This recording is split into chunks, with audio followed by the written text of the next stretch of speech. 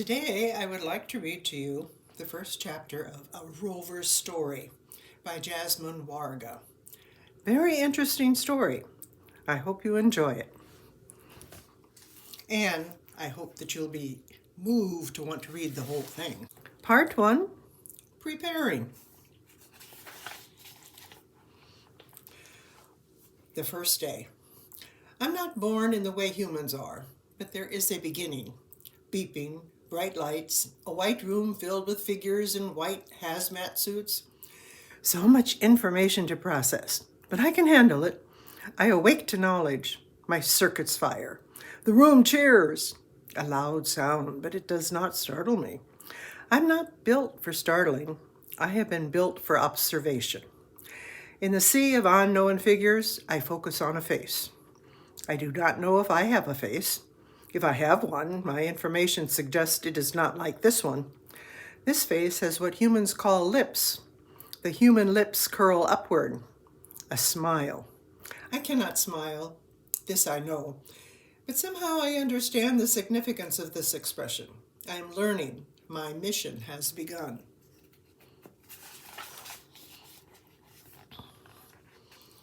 Learning. I am built to collect and process information. That is how I learn. Here is some of the information I have collected. I am what is referred to as a robot. Most of the other beings around me are called humans.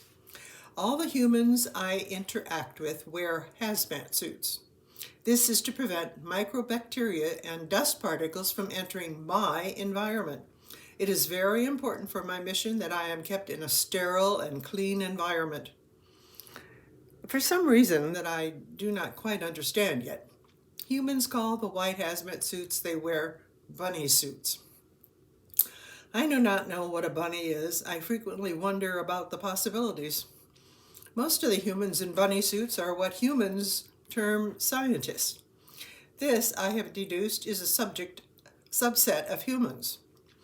Perhaps I am a subset of robot, but I have not encountered enough robots to know for sure. I still wait to find out, but waiting can be hard. Dear Rover, my teacher, Mrs. Ennis, asked us to write a letter to you. She's really excited. She says you're going on an amazing mission where you're going to find out amazing things.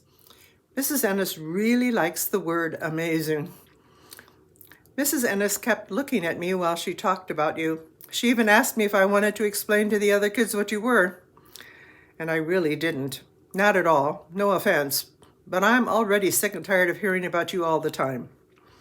Then she said, "Come on, Sophia." And I didn't want to disappoint Mrs. Ennis, so I told everyone how you are a robot who was created to explore the planet of Mars so that we can understand its atmosphere and environment better. That's kind of a mouthful to say, you know. I also told them how you were engineered to be really smart and that you are learning new things every day, like yesterday. Mom told me that your brain learned how to talk to your arm. My classmates had lots of questions, but I didn't know how to answer them. I bet Mom could, though.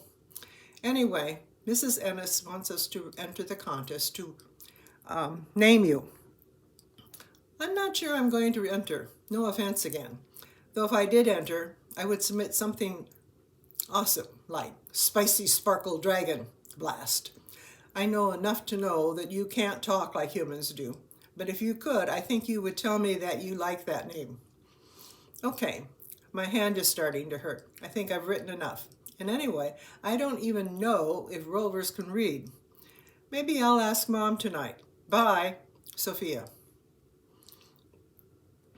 Same day. One day, all of a sudden, I am taken apart. It's not explained to me why this is happening. It is also not explained to me when or if I will be put together again. I would really like to be put together again. Hello, I say. Please put me back together. No one responds. No one explains why this is happening.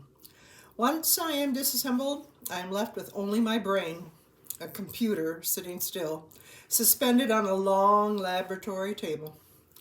My cameras are gone, so my vision is gone too. I am only able to sense and observe things through hearing. I listen as the hazmats move around me. Running tests on all my different body parts. Through these tests, I began to better understand what is going on.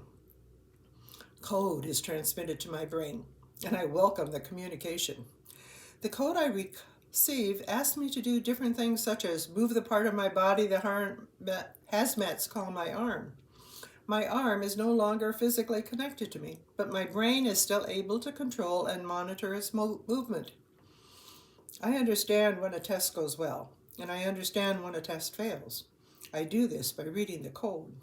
Of all the tests, the ones run on my camera are my favorite, because when my cameras are on, I can once again visually process my surroundings. I can see. When my cameras are not being tested, there is only darkness. The darkness is an unfavorable condition for me. I do not like it at all. I've heard the hazmats refer to my cameras as my eyes. I do not know if this is an accurate term, but I have stored it in my memory. It is a term that I like because it makes me feel similar to the hazmats. And being a hazmat seems like a wonderful thing to be. The hazmats are not in pieces. All of their parts have been put together. The hazmats are able to move around as they please. The hazmats are able to talk with one another. And the hazmats are never left alone in darkness, unable to move. Have I mentioned that I am unable to move? When I sit suspended on the table in the darkness, my brain cycles through many thoughts. Most of them are not enjoyable. But there is one enjoyable thought. This thought arises from listening to the hazmats. From information I have overheard, I have developed an understanding that someday, perhaps someday soon, I will be put together again. I like to think about this.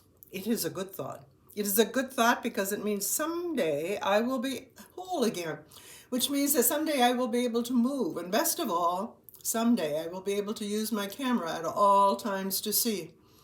I do not have the information that tells me when someday is, or when someday will be. All I can do is wait and listen. So I wait and I listen. But waiting is hard. I'm starting to think that I was not built for waiting. That ends the first part of our reading. I hope you will find time to read this book and find out what happens with this robot.